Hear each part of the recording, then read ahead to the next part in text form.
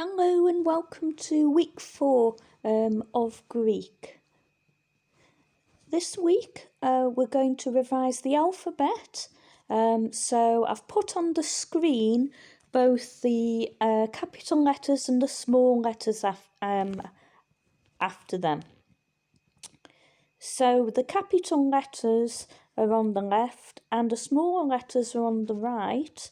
And as you can see, if we take a look at the letter S, you've got 3 versions of the letter S.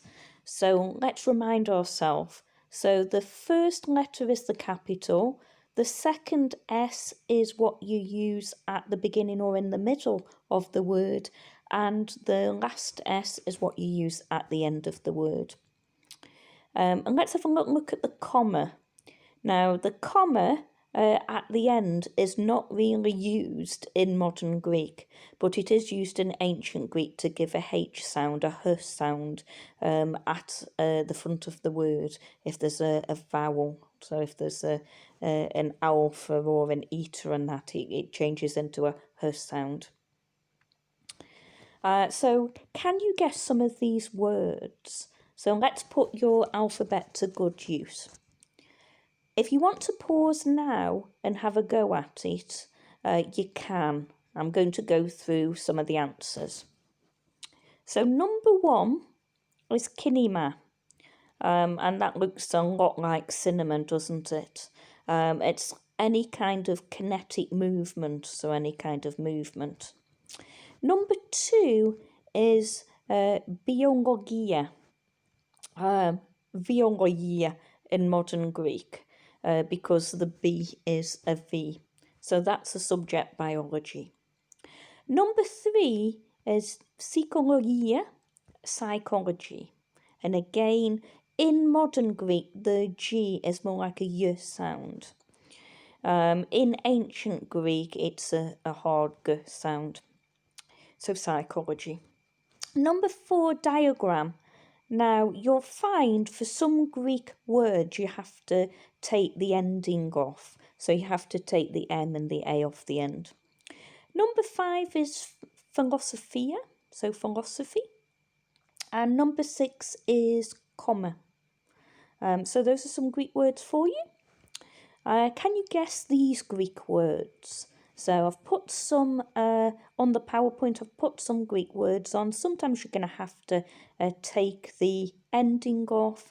You might have to change K's to C's.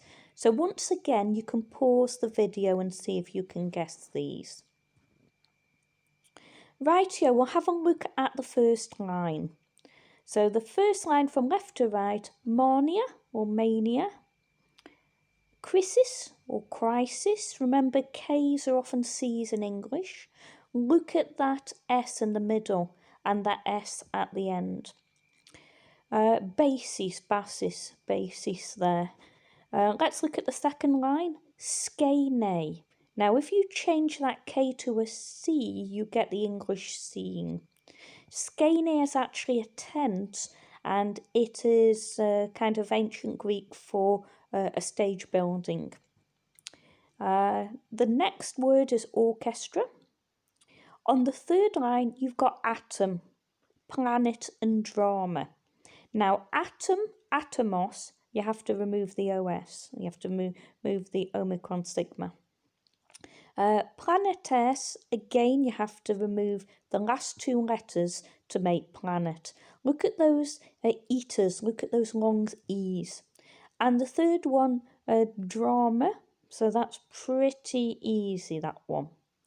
The last line, kinema, which we've just had from the previous page, and again another one where you have to take the A, prism.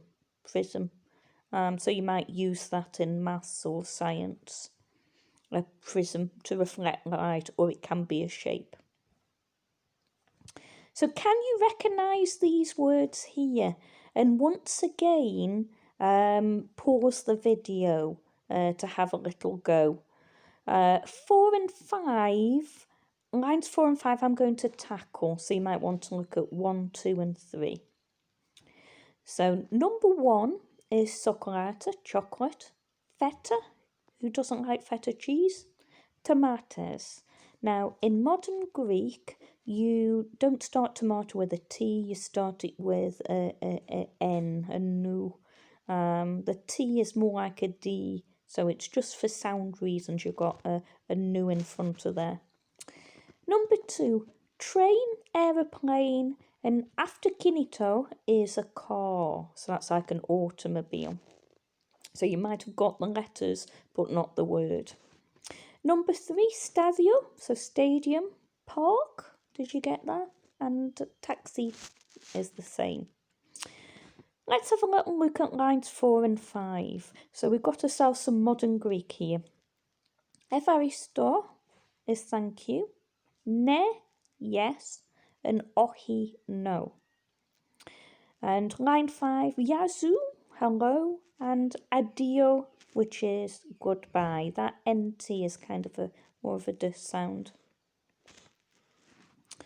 Let's have a little look at some of the Greek gods. So don't worry if you don't recognise the Greek gods or you don't do classic or classics. See if you can translate the letters. So I'll pause the video again. So the first one's Zeus, the second one's Athene, and the third one's Aphrodite. So Zeus, king of the gods, Athene, goddess of wisdom, and Aphrodite, goddess of love. Number 4 is Apollo, god of music and prophecy and sometimes healing. Number 5, the Cyclops monster, the Cyclops. Again, you have to change the K's to a C. Number 6 is the place name Sparta. So that's not a god, that's the odd one out. Let's look at the next 6. So we've got place names, we've got words, we've actually got part of the body as well. So if you want to do the same thing and pause the video. So number 7, Olympia. 8, Europe, Europe. 9, bios, which we get biology from, which means life. So 1 or 2 Greek words I'm going to introduce to you. I'm going to make other English words from them. Number 10, theos, is God, and that's where we get theology from. Number 11 is cardia, which is a heart. So you might have come across cardiology. So you might be looking at medical terms. So it's anything to do with the heart. And 12 is very interesting because it's myth. And that upsilon you have to change to a Y in English. So your K's go to C's and your U's go to Y's. Your upsilons go to Y's. So some modern Greek this week. We do mostly ancient Greek, but we throw in some modern Greek as well. So good night is kalinita. Good day is kalimera. And good evening is kalispera. So kalinita, kalimera, and kalispera. Kalinita, good night. Kalimera, good day. Kalispera, good evening. That kalos means good. Rightio, another week of Greek. So I'll be joining you next week with more ancient and modern Greek. Remember, keep revising that alphabet.